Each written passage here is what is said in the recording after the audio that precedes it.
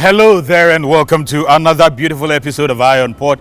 It is proudly brought to you by West Blue Consulting, Ghana Oil Company Limited and Ghana Community Network Services. Media partner is a Business and Financial Times. And people, this week, the players in the export business have begun intense discussions to see how best they can bring back the export trade in this country, because as you may know, there's a huge balance between import as well as export. Now it's about 95% against 5%. This is what the entire country says we're not ready for. People want to see the time that almost all the containers here are also going out of the port and not just all these ones coming inside the country. So the Ghana Ports and Harbours Authority, that is doing a lot of expansion, says it's about time that we get ready to say that the port expansion is not just for import, but it's also for export. So there's been a stakeholder engagement led by the Port Authority to bring together all the players, Export Promotion Authority, Investment Promotion Council, and all of that, Ghana Shippers Authority, to make sure that the export trade is lifted in line with the government's agenda of ensuring that Ghana lives beyond aid.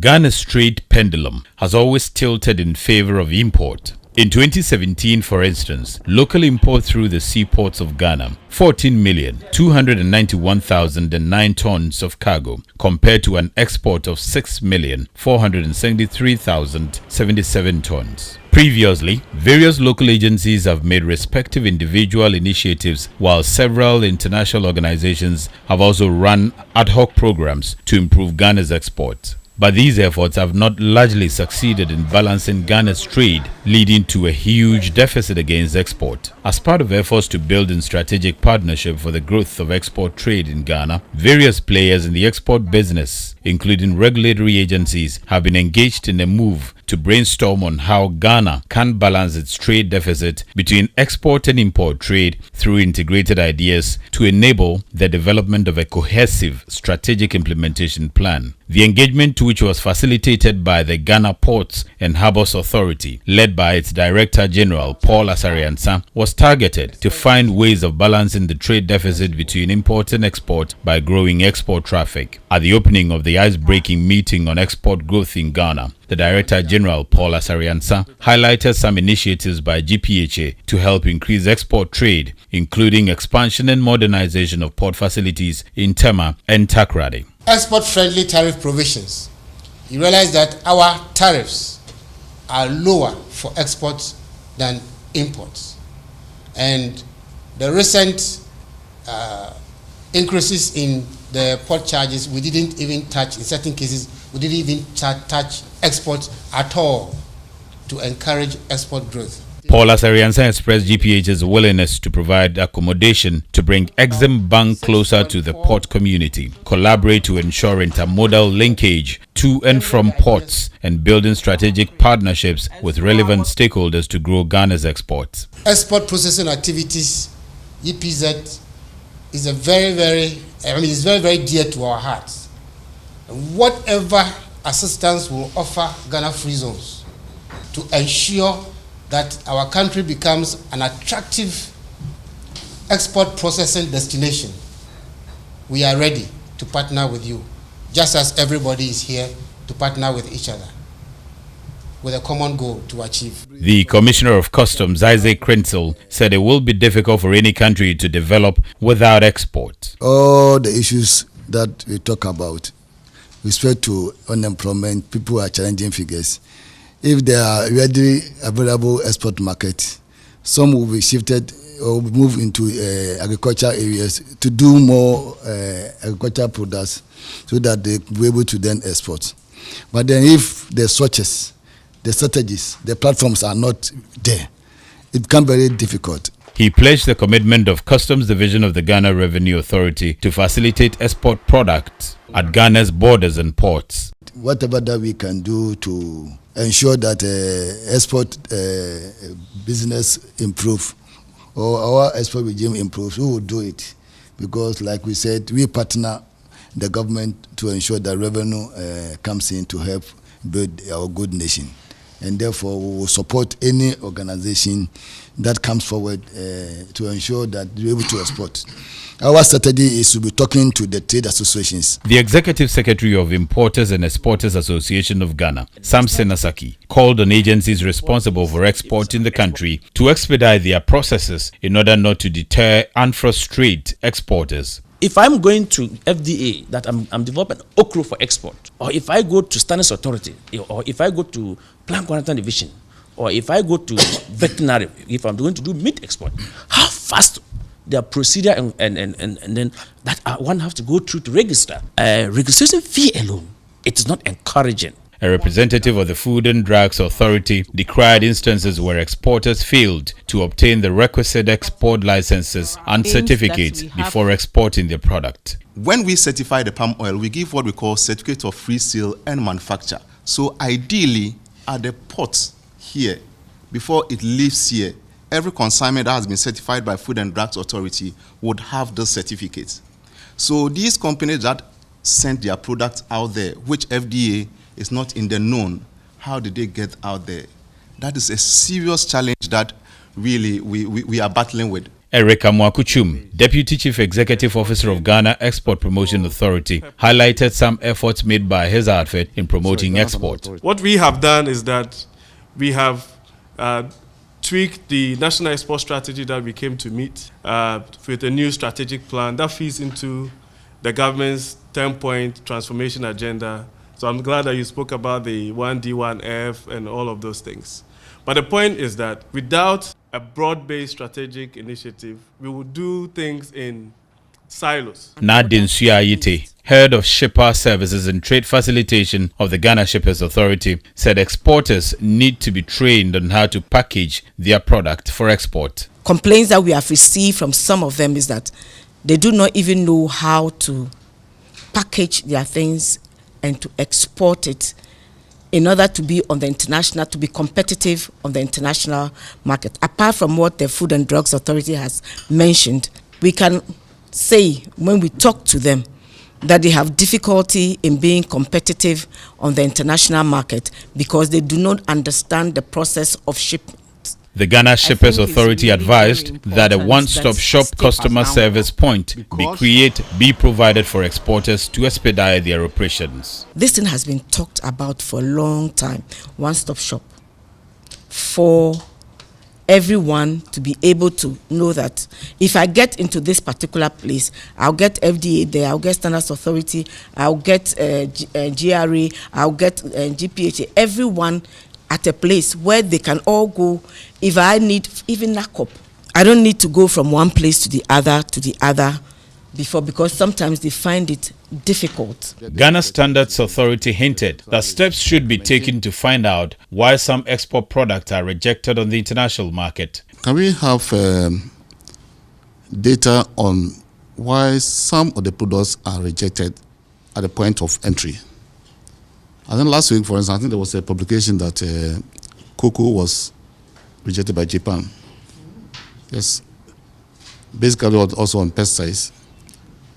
So if you have data and information on these things about this our strategy building, then we need to address those ones so that we can maintain what has been exported, and then again find means of adding on. If not, we will rather lose the bit that we are even exporting. Ghana Free Zones Board suggested that export policies by regulatory agencies should be done in consultation with agencies to avert overlapping. A good example is where maybe Ghana Standard Authority will come out and they make a blanket policy, which sometimes affect the free zone enterprises. You know, the free zone, they are specialized in nature, right? So we will expect that if you have this policy in place, at least they should have communicated to the Secretariat. We will know how to approach the free zone company and educate them. The Ghana Chamber of Commerce reiterated the need for exporters to be trained and bemoaned the fact that regulations are introduced on the blind side of the export community. Regulations are brought without even considering the export community. We only see the headlines in the papers. After maybe you've prepared something you are going to export, only to be hit with something that you don't understand, new regulations. I think we need to see ourselves as partners. The Chamber of Commerce also stressed the need for capacity building for manufacturers. Let's team up, build the capacity of the producers, and then at the time of export, the challenges we are facing now will be minimized, or we can eliminate some of them. Because if Food and Drugs Board should sit and wait for the exporter to come to the port for you to use your machine to test the oil, yes, we may seize that particular oil, but exports may not continue. A Deputy Commissioner, Operations at the Customs Division of the Ghana Revenue Authority, Seth Jura, called for resources to be pooled together for exporters in order to make great impact in the export trade. Products come in the rural areas, at the end of the day, they got rotten. And it serves as a disincentive for farmers to produce the following year. This should be looked at. There should be a buffer stock where farmers, when they lose at the end of the year, they will be cushioned so that the following year they can plant or go to the farm. Kojo Asumeni from Amaris Terminal also called for collaboration of all agencies to drive the export sector. We also look forward to the collaboration. What I would suggest going forward is to form a steering committee.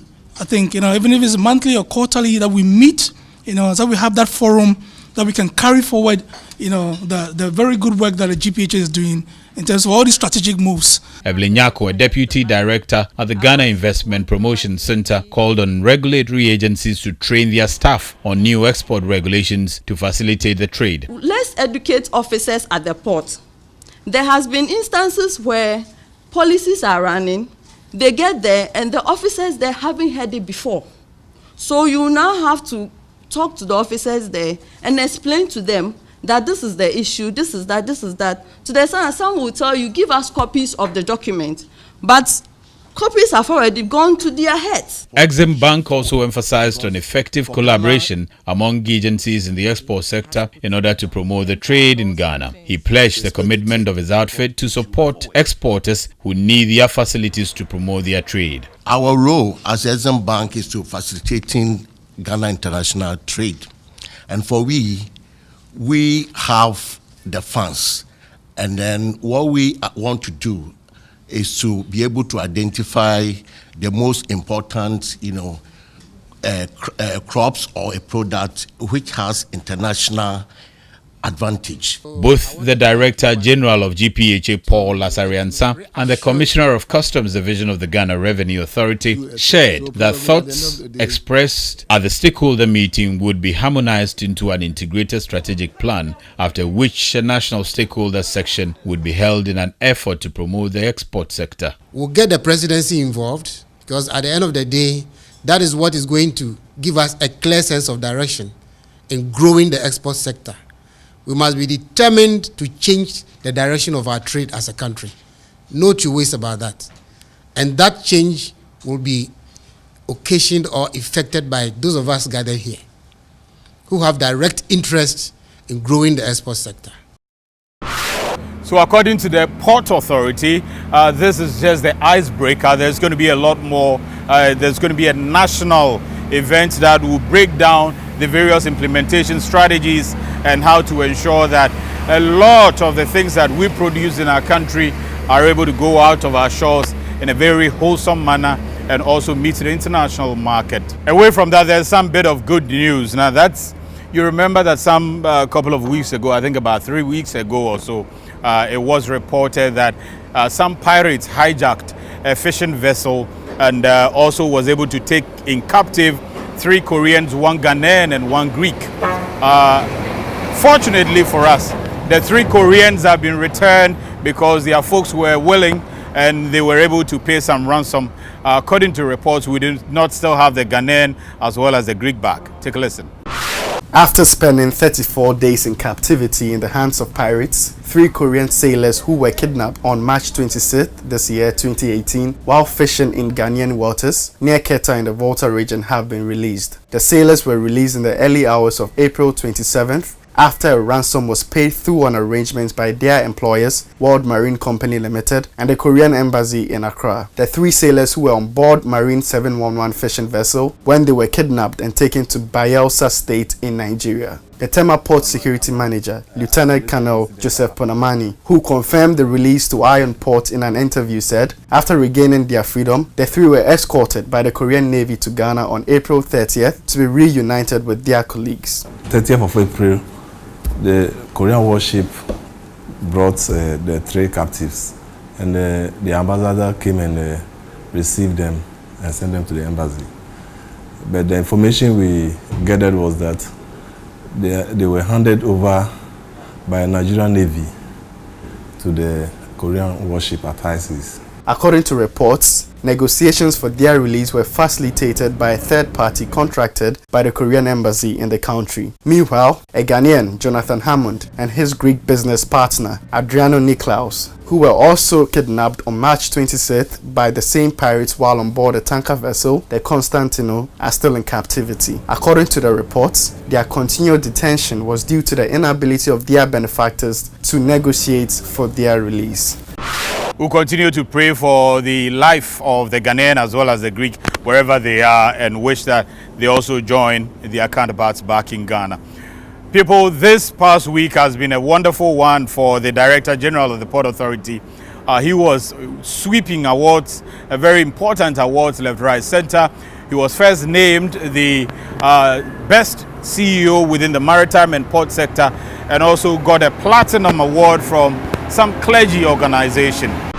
The Director General of the Ghana Ports and Harbours Authority, Paul Asariansa, has picked up 2 separate awards for his meritorious service to the Port Authority. The first award was at the 8th edition of the Ghana Entrepreneurs and Corporate Executive Awards, where Paul Ansah was awarded the Best Maritime and Ports Industry CEO of the Year. He was among Ghana's top entrepreneurs and executives who were celebrated. Paul Ansah was awarded for implementing policies that sustain Ghana's ports as the preferred port within the sub-region. His commitments to fetch business for the maritime economy by courting trade partners from the Sahelian regions, his drive to ensure the effective operation of the paperless regime, and his attempts to augment the export sector through collaborative efforts with other stakeholders culminated into him being awarded. After receiving the award for the Best Maritime and Ports Industry CEO of the Year, Paul Ansah said he is honored to receive the award on behalf of the organization, saying it is testament to the work that has been put in. I believe that it's a testimony to the meritorious service of the entire workforce, because without their support, without their hard work, we wouldn't be able to get this far.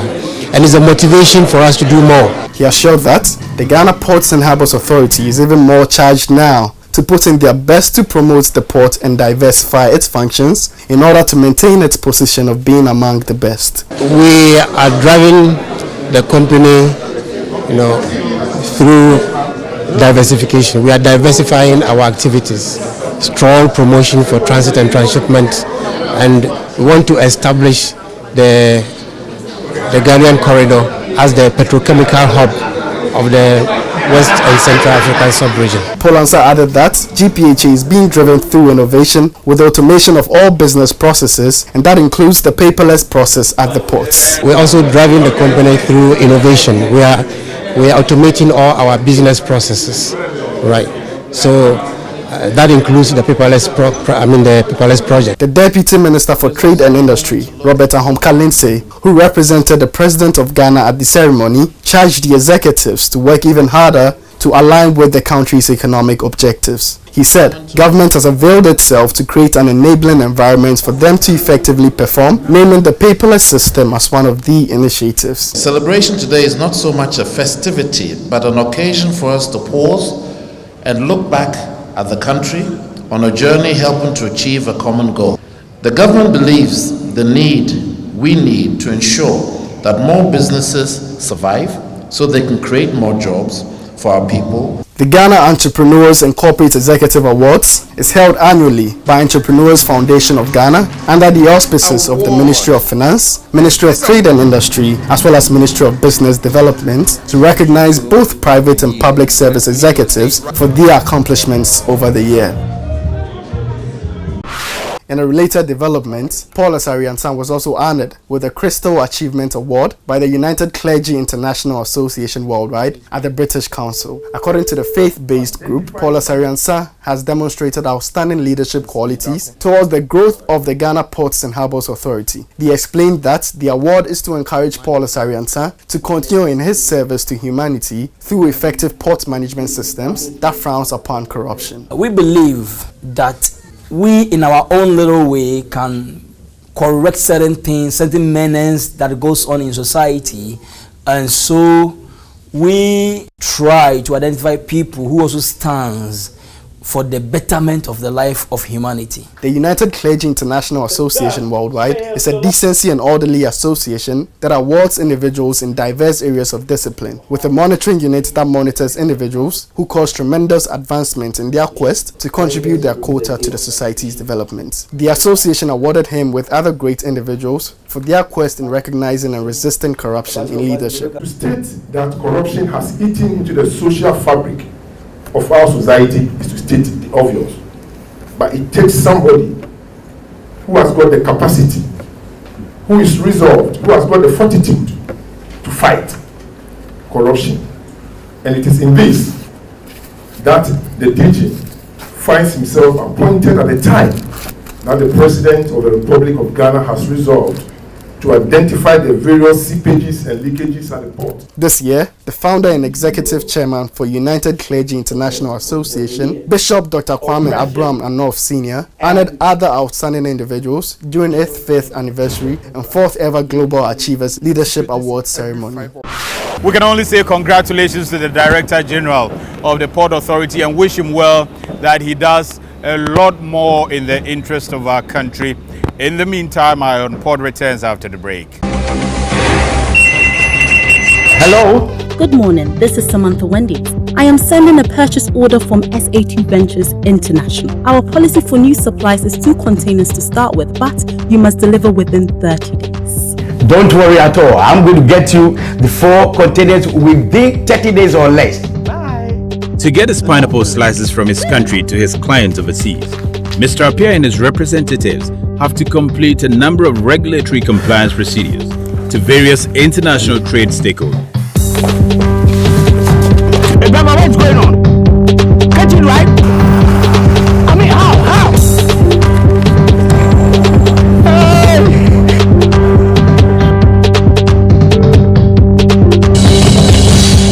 Using single window, Mr. Appiah has completed all his international trade procedures through one portal. He has registered his company information, applied for the necessary permit, certificates and licenses, and all that remains is for him to get a text alert for clearance and movement of goods. And that's how simple facilitating international trade could be in a single window environment. You can offer competitive services to your trading partners in China, America, even here, in a simpler, faster, and cost-effective way. Single window, the only way to Ghana's economic growth is in our hands. When cleaning your vehicle by valeting, steaming, waxing, or polishing, make sure the engine is also sound. Servicing your vehicle with GOIL synthetic oil and any quality GOIL oil massages the engine, removes deposit, protects it from wear and tear for longer lasting performance, and makes your vehicle feel pampered.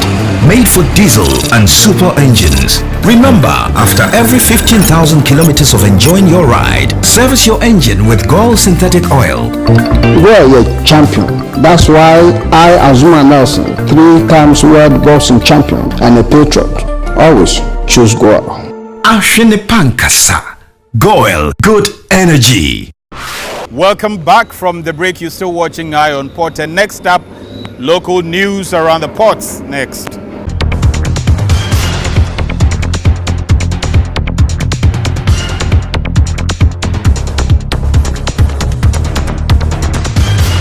Players in the maritime industry including the Ghana Ports and Harbours Authority, Maritime Labour, Ghana Shippers Authority, Tema Shipyard, Ghana Dock Labour Company Limited, Maritime and Dock Workers Union of TUC, Ghana Railways Company marshaled their labour force to join in the May Day parade that was held in Accra. The general labour force present marched ceremoniously in groups, while they displayed on placards some suggestions covering a variety of concerns they wanted government to address so as to improve the maritime industry. Some of the placards read, "Mr. President, stevedore workers are losing their jobs because many companies are chasing fewer cargoes. Mr. President, don't leave the port in foreign hands. Mr. President, workers of Tema Shipyard appreciate your decision to maintain the Tema Shipyard management under GPHA. His Excellency, kindly fast-track the legal title of Tema Shipyard to GPHA to fully and legally manage the facility. Ghanaians deserve a better and efficient railway system, Mr. President. Bauxite and manganese are waiting for revamping of Western Rail Line, among others." The Greater Accra Regional Secretary of the Trade Union Congress, Frida Frimpong, called for government's intervention to avert the trend of having a large number of public servants who have had their jobs terminated after being declared redundant. The few Ghanaians who have some form of decent employment are constantly being threatened with redundancy. The regional minister, Ishmael Ashite, also urged the workers to re-energize and come on board the global agenda of sustainable development. This parade should indeed encourage all working people in Ghana to join forces with government and help generate the ideas, policies, strategies, actions, programs, and commitment that will facilitate the resuscitation of the national economy. Echoing some of the concerns raised by the labour force, GPHA's junior staff chairman, Emmanuel Nikwe, said the government should commit to ensuring occupational security for employees of government institutions. The security of the workers in the port or GPHA workers is what we are praying for, because we realize that with the incoming of the Meridian Port Services, most of the port expansion project. Exactly, port expansion. I mean the project, the contract that have been signed with them. People don't seem to understand the deal very well, and every now and then they fall on the union to try to know whether they are secured in the near future. The maritime labour were beautifully represented and marched at the parade, followed by the GPHA Union, Tema Shipyard and Ghana Dock Labour Company. The Greater Accra Regional Shipper Committee has marked 20 years anniversary with a commitment to deepening its relationship with the various stakeholders in the maritime transport sector to protect the interests of shippers. The commemoration also marked the 100th meeting of the association since its inauguration in 1998. The General Manager of Port Operations at the Ghana Ports and Harbours Authority, Nico Ayamasa, one of the resource persons, spoke on Ghana's Port Authority's cost component involved in the overall cost of doing business and emphasized that the authority has reduced export charges by 20%. The port had actually reduced tariff on export, the 2018 tariff, which will become applicable from the 1st of May, by as much as 20%. The Vice President of the Ship Owners and Agents Association of Ghana, SOAG, Adamimoro Ayana, advised shippers to dialogue with shipping lines to negotiate on the number of free days given them in order to avoid or minimize demurrage and other expenses incurred in the clearance of cargoes. Because as much as possible, we all want Ghana to move forward, and I think the bottom line is we want productivity to also improve. A Chief Revenue Officer of the Ghana Revenue Authority, Fetchin Akoto, entreated committee members to pay their duties on time so as to avoid additional cost. The Greater Accra Regional Shipper Committee is one of the 10 regional shipper committees established by the Ghana Shippers Authority across the country to bring together shippers, shipping service providers, state agencies involved in trade facilitation, and other stakeholders in the maritime industry to discuss pertinent issues affecting the industry and find solutions to them. The leading oil marketing company in Ghana, GOIL, has launched a campaign dubbed Switch to GOIL at the Kwame Nkrumah Circle. The campaign seeks to advance the awareness creation of GOIL and appreciate customers for patronizing fuel and lubricants and in return win prizes. The campaign saw staff of GOIL distribute flyers of the company to drivers in a bid to inform them about the ongoing campaign. The Merchandise and Business Development Manager, Maureen Ama-Owu, explained to the general public that GOIL has improved upon its fuel, which prolongs the lifespan of one's engine without posing any threat. She said motorists who patronize GOIL fuel and products in the ongoing campaign stand to win scholarships, free fuel, and food, among other prizes. If we're a company, you have to also invest in the people around you.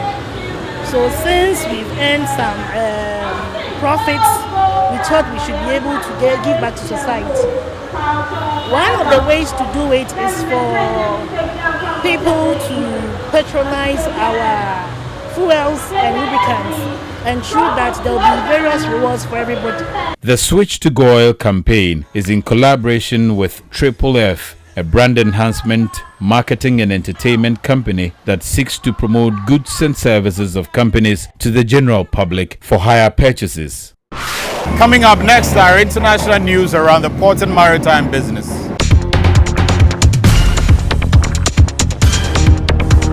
Seafarers held captive by pirates will be paid all their contractual entitlements. It has been agreed at a third meeting of the Special Tripartite Committee of the International Labour Organization (ILO) in Geneva that seafarers held captive by pirates will be paid all their contractual entitlements. The committee has decided to introduce a new amendment to the Maritime Labour Convention (MLC) 2006, thus enabling the contractual gap for seafarers who are taken hostage by pirates to be covered. It was determined that wages and other contractual entitlements will continue to be paid during the entire period of captivity for seafarers who are held captive on or off a ship as a result of an act of piracy or armed robbery against ships. According to Sea Intel Maritime Analysis, the phasing in of the new ultra-large container ships in 2018 to 2020 is not matched by a commensurate injection of feeder tonnage, suggesting either an ordering spree of such vessels or a feeder shortage. The larger vessels tend to result in reduction of service frequency in the major trades to balance supply and demand. This leads to a situation where the networks with lower service frequency will continue to depend on feedering services, potentially even an increased transshipment incidents owing to the lower service frequency. Presently, the global fleet has 7.9 feeder vessels for each large vessel in operation. The Panama Canal is to increase the maximum allowable beam for vessels transiting the new Panama locks. According to the Panama Canal Authority's advisory, the maximum beam for commercial and non-commercial vessels acceptable for regular transit in the new Panama locks will be 51.25 meters, equivalent of 168.14 feet from June 1, 2018, based on levels of Gatun Lake. In late April, the authority said the maximum authorized draft for vessels transiting the new Panama locks at 14.63 meters, equivalent of 48 feet for tropical freshwater. Earlier in April, the Panama Canal Administrator, Georges Quijano, was cited as saying that the canal is set to handle 30 million tons liquefied natural gas per year by 2020. When cleaning your vehicle by valeting, steaming, waxing or polishing, make sure the engine is also sound. Servicing your vehicle with GOIL synthetic oil and any quality GOIL oil massages the engine, removes deposit, protects it from wear and tear for longer lasting performance, and makes your vehicle feel pampered. Made for diesel and super engines. Remember, after every 15,000 kilometers of enjoying your ride, service your engine with GOIL synthetic oil. We're a champion. That's why I, Azuma Nelson, 3 times world boxing champion and a patriot, always choose GOIL. Pankasa. GOIL, good energy. Next up are schedules of vessels that are sitting in the port, those at anchorage, those expected in the coming week, and that includes the vessels that come into the fishing harbor, plus the Bank of Ghana exchange rate. All are next on your screens.